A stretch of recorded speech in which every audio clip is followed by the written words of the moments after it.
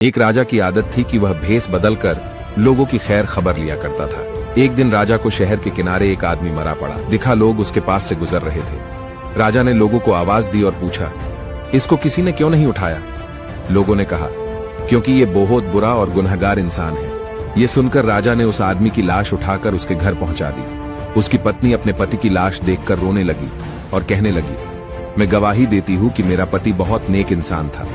इस बात पर राजा को बड़ा ताज्जुब हुआ और कहने लगा, ये कैसे हो सकता है? लोग तो इसकी बुराई कर रहे थे। उसकी बीवी ने कहा, मुझे भी लोगों से यही उम्मीद थी। दरअसल हकीकत ये थी कि मेरा पति हर रोज शहर के शराब खाने में जाता और सारी शराब खरीदकर घर आकर नालियों में डाल देता और फिर वैश्या के पास जाकर उसकी एक रात की पूरी कीमत देकर कहता कि अपना दरवाजा बंद कर ले, कोई तेरे पास ना आने पाए, और फिर घर आकर भगवान का धन्यवाद करता।